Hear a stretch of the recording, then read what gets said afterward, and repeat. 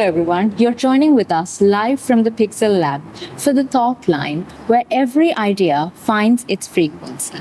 And today, as we delve into conversation about FOS Media, it is our privilege to have here with us one of the pioneering members of FOS Media, Professor Hiran Jayaweera from the Department of Physics. Sir, we warmly welcome you to the Thought Line. So, to begin at the beginning, sir, can you tell us a little bit about the actual initiation of FOS Media and Sure. your history with Right. the club? Okay, so I joined Department of Physics in 2007 as a probation lecturer. So at that time, web is kind of different. So usually we had, that's we call web 1.0. We have content, every content there is basically writers write things and we just go and read. So I wanted to have a method that we create content. So it's very limited content that we created, which are creative and useful for the others, except for the news. So that was the real idea, what I really wanted to make. So at that time, I started a team led by Dr. Mudra Bandar at that time. So he created this team and started student blog. So that was initially we call science students blog. So that was the original start. Then things get changed really fast. So we know that starting something is not always the easiest.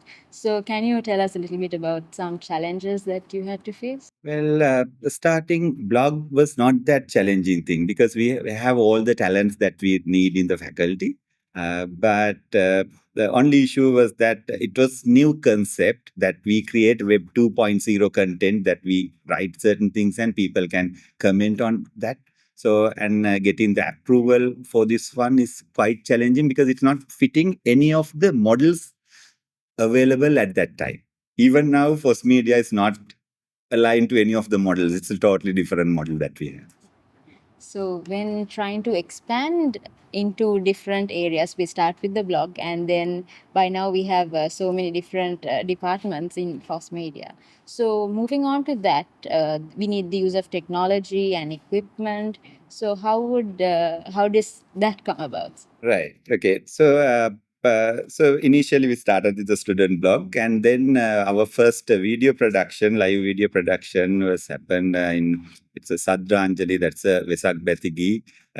So that event we broadcast lively. So at that time, then Vice Chancellor Professor Hiran was there. So she wanted us to broadcast University One and then the convocation and so on. So we had very limited resources at that time. We brought our own devices and did it. And Vice Chancellor gave us a little bit of grant, seed grant to start with this one. So that was the real start for doing the video broadcasting. Then later on, with the addition of new groups, we had FOS Media R, that's a reporter's side. So there are like a lot of talent we harness there. And then our system, equipment, and everything, we started getting a lot of stuff. Like through different grants and everything, we managed to get things. And also students, they managed to earn some money by doing providing services, volunteering. So they are not taking any money, but they just invest to for us to use them. And we have had new initiatives by FOS Media like the FOS Radio, FOS TV. What was the thought process behind? So the in FOS Media there was no any straightforward or the standard way of getting things done. So it's basically we allow anyone to unleash their potential. So whatever the talents we have, so they come up with the idea. And if they come up with the idea, we ask, oh, how are you going to do that? How's the budgeting and what's the plan? So if we marginally accepted ones, we allow. So throughout the years, like we managed to get almost everything very successfully. It's basically the dedication of the students and the staff, little bit of involvement of the staff, and mainly the responsibility taking. Now there's no screening. Like we have like almost 0% screening from the academic staff side. So students by their own, they do the screening. That is very good thing, and they take the responsibility. That is the way. That's the secret behind that. There's no rule. So basically, you take the responsibility and write responsibility. And interestingly, most of the things that we tried, they went for version 2, 3, 4, 5, and evolved. Very nice. So now we have quite a good number of membership, and as you said, continuing on projects. But at the very initiation of FOS Media, how was the student reception? You mentioned that we started with the blog. So how was the student reception? Well, that was a new concept, but we had a lot of students who are already doing this sort of things. So that was the things there. So I must thank most of the schools that they train very well. So we didn't want to train them. And also we didn't have a lot of expertise to train them as well. So we just start from scratch. Then we got a lot of talented ones. They are the one who do certain changes to the system and get things nicely. So, when moving along, start from the very start to as you come up to how it is today, what would you say were the major milestones of FOS Media? So, that helped shape its journey. Right. So those are basically our products, basically, I would say. So we started with the blog, then FOS TV. So no longer we are even using that one. Then FOS Media are the reporters. So then we started covering our sports events. So that was the where we went viral in most of the places, because there's a very huge attraction when we cover the slug and things like that. So then later on, we wanted to have like dedicated radio for a few days to run, and those funds. Then focus. And now even there are like large number of products. I can't even recall them. So it's basically everything as I mentioned. So this is students' idea, and they all these diverse students in all the environments. I think we have now come to like just beyond the avenues. So what is your idea on that? On the reputation of cross media outside the university? So when you go beyond the faculty, I mean, the main events of the university, the other one is about it. Our research symposium, annual research symposium, and sports events, and almost every main events that we cover, or we are invited. So within the university, we have very good rapport among the academic staff, non-academic staff, and everyone. We do quite a nice job, I would say. Then outside the university also, sometimes I meet people and they say, there's a nice team of students working on that. When I say, oh, I'm also part of that, they surprise. And sometimes they ask, okay, so how do you manage to get things? And all sort of questions comes up later on. And sometimes some of the brilliant minds refer this as, so first, FOS Media does really marvelous things with zero resources. So we do have some resources, but compared to the resources that we could use, so having the little bit of resources, we do wonders. And interestingly, we use technology. So I usually refer FOS Media as a tech team, not as a media team, because we use technology to solve most of the things, whatever the issues that we have. So, adding on to that, sir, so as science students also, technology is not something that is not a topic that we can ignore. So, how do you think the evolution of technology from like when FOS Media first started contributed to the development of FOS Media itself over the years? Yeah, that is very nice. So we started with a point and shoot camera, and we had very basic capture card. And later on, we even hired certain equipment and did coverage of some of the events that we had. For example, this ballet opera produced by the university. So that was happened on Nelumpokuna. So we hired those things, and by the time when we hire, we get training from those professionals. And also when we cover some of the events like Convocation and so on, we always meet professionals and we get knowledge from them. Okay, how do you handle this kind of situation? They are more than happy to help us because they know that we are not going to capture their professions. And also, those people are very nice now. Whoever we meet, people. So if someone sees somebody is carrying a camera, and they feel like so we are part of the family, and they are always trying to help. So that is one of the help that we received, and also we had a lot of workshops. We bring down some of the volunteers, some professionals to get things done, and also we are getting always, as I mentioned earlier, students who are really talented and they know some of the very advanced stuff. So that is how we get most of the things done.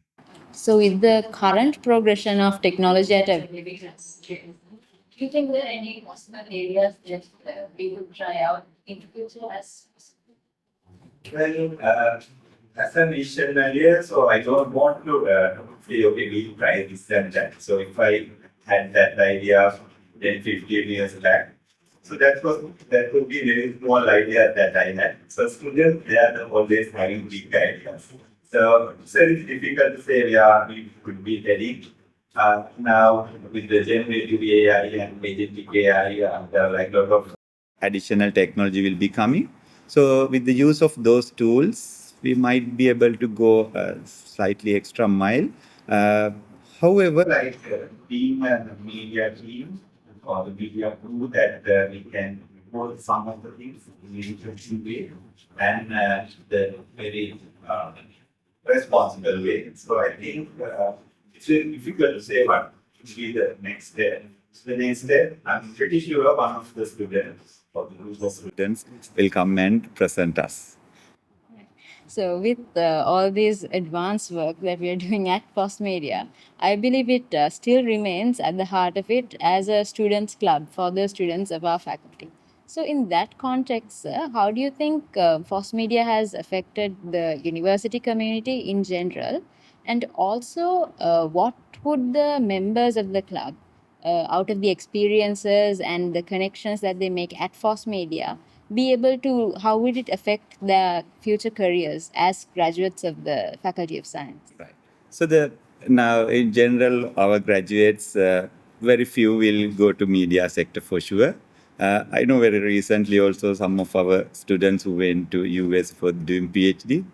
I have seen some of them are doing announcing, and some of them are I saw photographs. They are handling vision mixers and so on. So and also the connection that we make. So the being in a society is not all about learning something that you use in the future, but that is all about learning how to make the connection and how to play in a group. So that is the most important thing. And so once you been in this kind of group, it's very easy for you to go and work anywhere. So FOS Media is extremely diverse. So you meet all spectrum of the students in the faculty, and also we go and work with others who get our services. So that one also kind of you see all sort of people. I mean, from the scientists to the laborers to every area we touch. So therefore, that experience is the one, the transferable skill that you always go and make use of later on. So, you have been a part of FOS Media since the first day of its initiation up to now, sir. So, throughout that entire journey, what would you say were your most proud moments? Well, one is one of the former UGC chairmen. He wrote an email and saying, "Thank you very much for broadcasting the convocation." One of his me were graduating at that time. So that was like really, I felt really nice. So even in my graduation, so I'm coming from far distance. So I would like to bring whole family to the convocation. They would like to see, okay, what is this graduation and so on, but it's not possible. So that is why I wanted to broadcast this convocation specially because it's not a matter of one student or the one kid doing advanced level and coming to the university. It's a total effort from their families, not just their own family, it's the extended family, or probably that one is graduating from all sort of people around the village. He's the one graduating first time. So that is kind of remarkable thing, I would say. People might think it's just nothing, it's just a graduation. No, it's not. It's very remarkable thing, and it's nice if you can at least see. And also, so that we have a lot of people living outside the country, they also would like to see. So that's why that was triggered to me when I received that email. So thank you very much and congratulations for doing this one. That's the most touched one to me in person.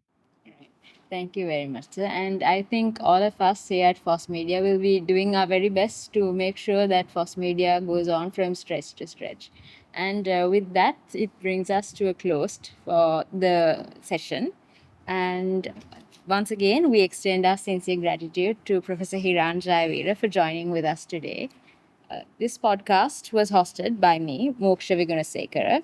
The theme music was composed by Andrew Bryan, and the podcast session was coordinated by Metmi Chandrasiri. You can also join with us on YouTube through our official FOS Media channel. Thank you.